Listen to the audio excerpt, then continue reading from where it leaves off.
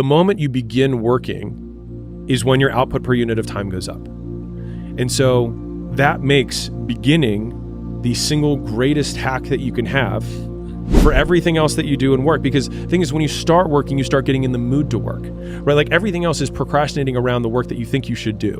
But like I have noticed, for me at least, I have some big mental tasks, you know what I mean? Like big content piece or big thing that you need, like, it's going to take real mental effort. It takes me like 5 minutes of actually being in it to then get a little bit of a lay of the land to then get into it. But I used to take hours to delay to start the first 5 minutes. And so my time compression of when I thought I should start doing something and when I started doing it over time is just compressed to the point where it's like the moment I think that I need to start doing it, sometimes I just start it, because then what happens, I get this open loop. And so rather than complete work at because a lot of people are like, I want to complete it at this really nice clean point. Stop halfway through the sentence, because it'll drive you mad. You should train, and the next day you should wake up feeling good. There's something called rate of perceived exertion. Let's say I make you do pull-ups, and let's say the maximum amount of pull-ups you can do, the maximum amount of pull-ups is 10. Let's keep a nice round number. At 11, you couldn't do 11 if I should I make you do 10 pull-ups on our workout? No, I'm gonna make you do 5.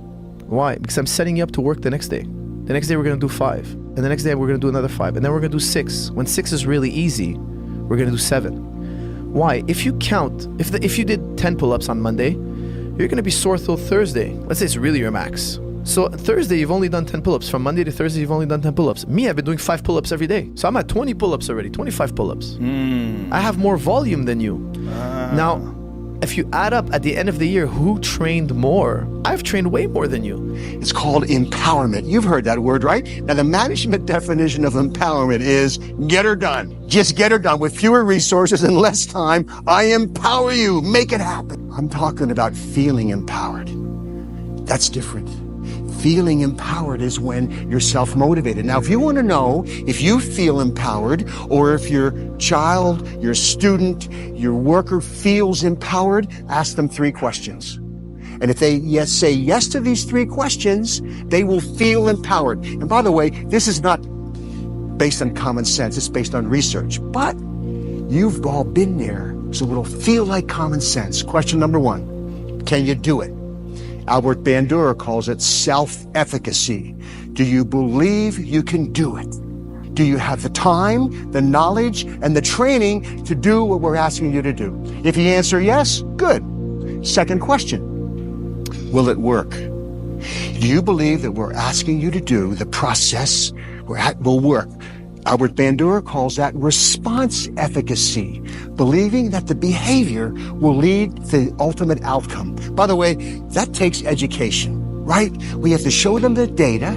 We might show them some theory. We show them, teach them why this might work. I just used the word education.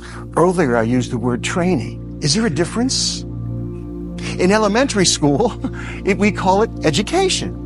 Middle school, education. High school, education. College, higher education. Then you go to industry. What do you call it? Training.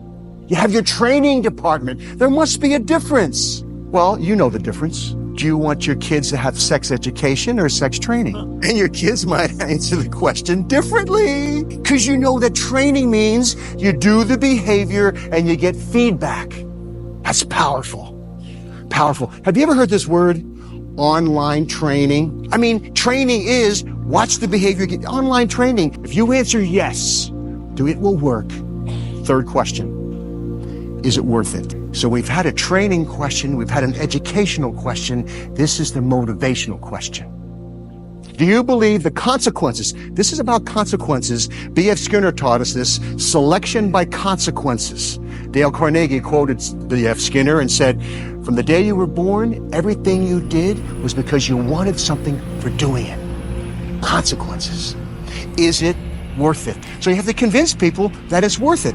Now, by the way, if you answer yes to those 3 questions, you feel competent. Am I right? You feel competent at doing worthwhile work. You've all been there. When you feel competent at doing worthwhile work, you're more likely to be self-motivated. You've been there. No one has to be looking over you. You feel, now here's the challenge, leaders, teachers. How do you inspire people to feel competent? Well, you give them feedback. You give them recognition. You show them they are competent. Okay, I got one more. Another C word, choice. Your common sense will tell you. When you believe you have a sense of autonomy, a sense of choice in what you're doing, you feel more self-motivated. B.F. Skinner taught us that too.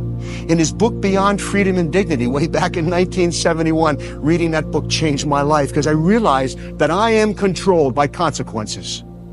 But sometimes I don't feel controlled. When I'm working for a pleasant consequence, it feels good. It feels like I'm working to get something. When I'm working to avoid an aversive consequence, I feel controlled.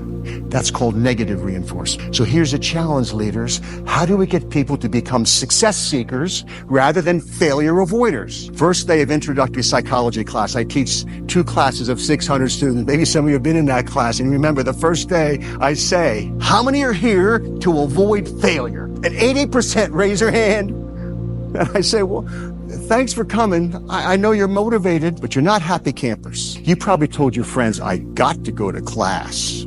It's a requirement. Not I get to go to class. It's an opportunity. You probably woke up to an alarm clock, not an opportunity clock. It's all in how you see it. It's your paradigm. It's how you communicate to others and how you communicate to yourself. Ellen Langer said in her book, Mindfulness, she said, and psychologists know, when you perceive choice, you perceive motivation. You're more motivated. So the deal is, for yourself, sit back and reflect. Be mindful of the choices you have. And talk about being a success seeker rather than a failure avoider. It's all how you talk, how you communicate to yourself and to others. I got a 4th C word, community. Powerful word. Psychologists know that social support is critical. People who perceive a sense of relatedness, a sense of connection with other people, they feel motivated and they're happier. Validating it. And so I like to give myself evidence that it's true. I'll give you an example. One of the things right now that I'm really working on in my life, and one of the things that I've lived with a lot in my life, is I think I have judged people too much and not extended enough grace. But the last 10 years of my life, man, I'm really proud of myself. I've extended grace to people. I feel better about me, brother, when I extend grace to another person. I just feel good about me. Particularly maybe when they don't deserve it in the moment. I'll give you an example, give you a quick story. 3 weeks ago, my kids were home for the holidays, and so we were at dinner, and so we walk into a restaurant, great restaurant, not like an amazing place, but a good restaurant. We walk in, and from the lobby, I can hear these kids screaming, and I'm an introvert, so I like quiet meals. I like to actually be able to hear the people I'm talking with. I like quiet restaurants. This was normally a very quiet place, is why I picked it. This night, it was not quiet in there. And I can hear these children screaming. And you know, when you're a parent like I am, sometimes you're like, why don't you, I would never let my kids act like that. There's easy to judge. And I didn't. So anyway, we walk into this restaurant, and guess who we sit next to? The table I could hear from the lobby. There's 5 kids at this table with 2 parents, and the kids are yelling and screaming, and one of them's running a circle out there, one of them threw some food, and the mother kind of had her head down the whole time. And she really, my tendency would be to judge that family. This is an extreme story, but it gives you an example of why I work on them validating. So it's good enough to say my intention is to give people grace, but I need to validate it. And so my kids were kind of looking at me because they know their dad. And I went, I'm going to extend grace to that family right now. And I actually told my family, I said, you guys okay? It's going to sound crazy. Can we just say a quick prayer for them over there? They were like very close to us. And the rest of the restaurant had noticed them too. And so I said, let's say a quick prayer. And they go, Max, say the prayer. I say it to my son. So my son says a quick blessing for that family. And then my daughter says, Daddy, let's buy them dinner.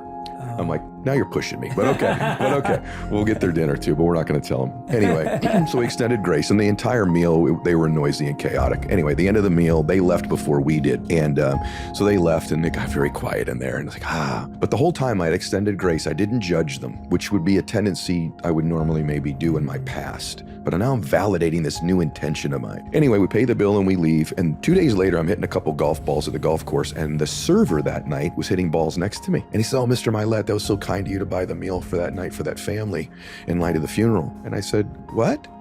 He goes, that family that night, he goes, you know, they had come there to celebrate. They had just left the funeral of their grandmother. I said, you're kidding me. And he said, no, and the grandmother would come in here with them. They're a very close family. The kids don't normally behave like that. And the mother that night was so down, it's her mom. The kids are extra close to her because their husband, when he was deployed in Iraq, the grandmother lived with them and sort of raised them. And so they had just left the funeral that night and were having the dinner. And I went, there you go. You never know what someone's carrying. You don't know the burden they're carrying. Hurt people hurt people. People in pain typically will create pain for other people. And I was like, what a blessing that I've got to this point in my life that I do extend grace even when it doesn't seem like somebody deserves it, because you don't know what they're carrying. So I validated that intention with my behavior.